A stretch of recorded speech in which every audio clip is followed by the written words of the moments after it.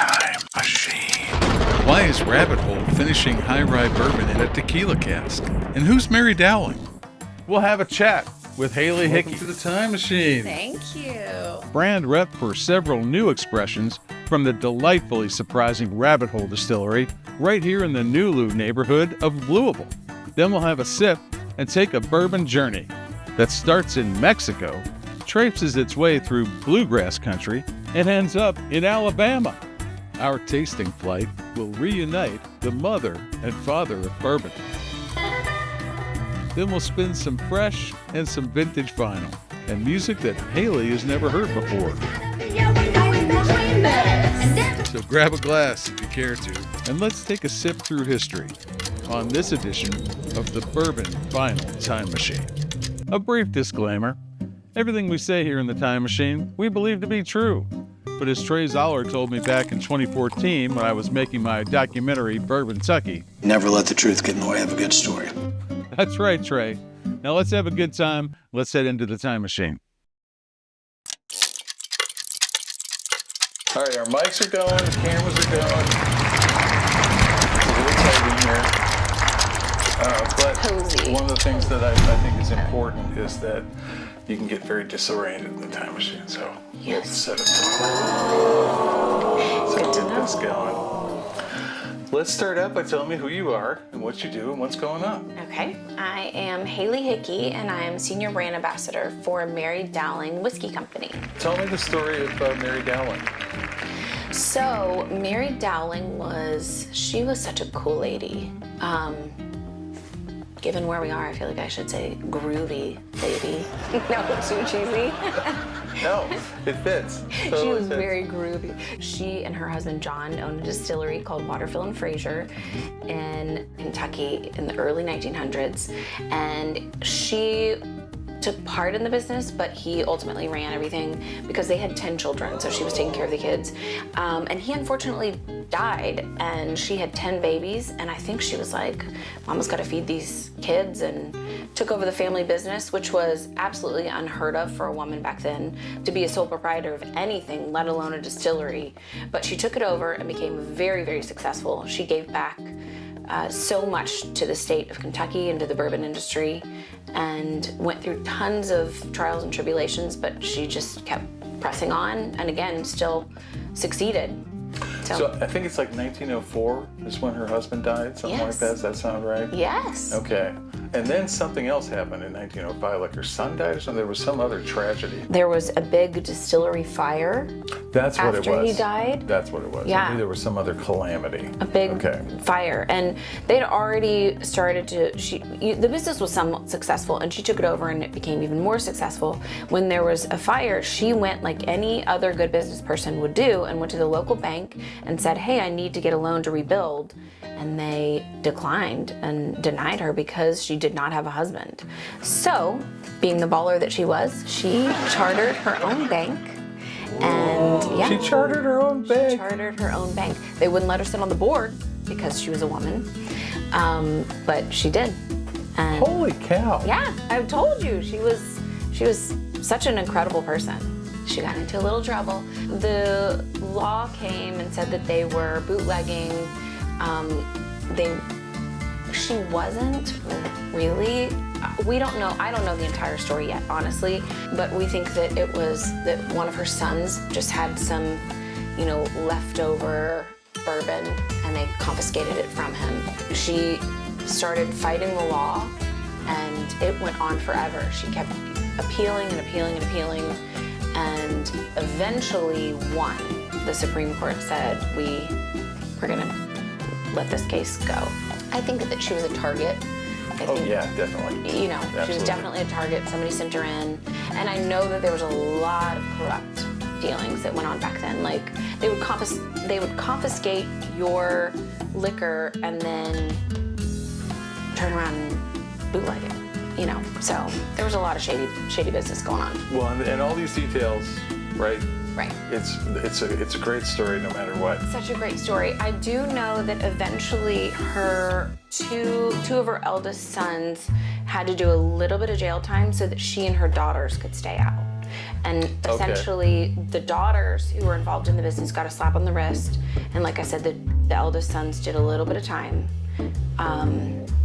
in the late 20s before she passed. But you know what, like, fantastic thing came from. Well, see, the time machine has a control. Okay. This is the control. Oh. So I want you to dial 1926. I want you to take the receiver. Okay. And dial 1926 Okay. into the phone. Now, do I push the button? Sure. Yeah. What does it do? Oh, well, it's good. It just transported us. Okay, so we are now 1926. Holy cow! You can hear the flapper. You can see the flappers. You can hear the music. The whole thing's going on, right? I love that.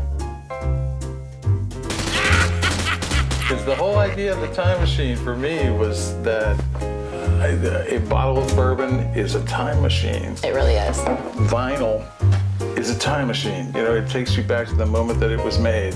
Yeah. And this story, I think, is just such a great illustration of why I wanted to do the time machine at all. And so that's why I'm so glad to have you here for this. Thank you. So now, 1926, tell me what's going on. Due to prohibition and not being able to get grandfathered in to continue producing, Mary and her now older sons dismantled their distillery and moved it down to Juarez, Mexico, where they partnered with D&W Distillery, and they made bourbon down there. This is actual footage of the distillery in Juarez, which I found a link to in a 2013 Chuck Cowdery blog post. This 44-second newsreel is from the Texas Archive of the Moving Image, who describe it as, quote, "This film helps illustrate the impact of prohibition upon border communities from 1920 to 1933. It is possible that the company featured in the film is that of Stillwater and Fraser." Chuck goes on to write, "No one in the film has been identified, but Beam family members who have seen it say the man standing on the barrels with a clipboard could be Joe Beam, who would eventually go on to found Heaven Hill." And she and her family did not bootleg, especially with all the different trials and tribulations. They were like actual legal trials they were dealing with. But I'm sure that some of her bourbon made it up north. And in fact, Pappy Van Winkle, it said that he wrote a letter to her saying, your bourbon is cutting into my profits. Like, stop. But too bad for you, Mr. Van Winkle, because...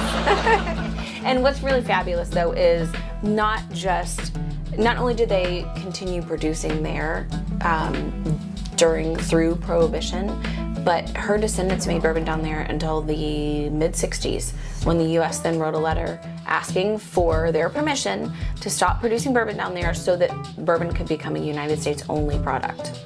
Yeah, and I think and that's the other, I think, fascinating thing about her is that law, that code wasn't created until 1964. Right.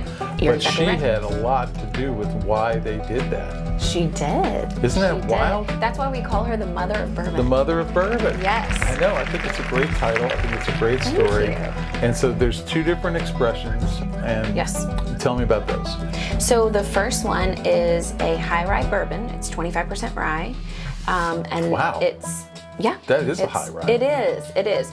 But all of our secondary grains are malted, so it mellows them out a little bit, brings out extra flavors, and it's finished in a tequila barrel. Now about those barrels. First off, they're Appalachian American Oak tequila barrels. They first held sacrificial, meaning young, sherry for a year, followed by Oloroso, meaning scented sherry, which develops a characteristic dark and nutty flavor after being aged using the Solera system for 4 years. And according to Distiller.com, in its most traditional form, a Solera is a fractional aging and blending method, using a tiered system of barrels in which young spirit is blended into older spirit to allow them to mingle and age together. After that, they spend 2 years holding Vin du Naturel, which is a sweet, alcohol-fortified wine, before spending between 2 and 12 months aging agave into Reposado tequila in Mexico. And it's 93 proof.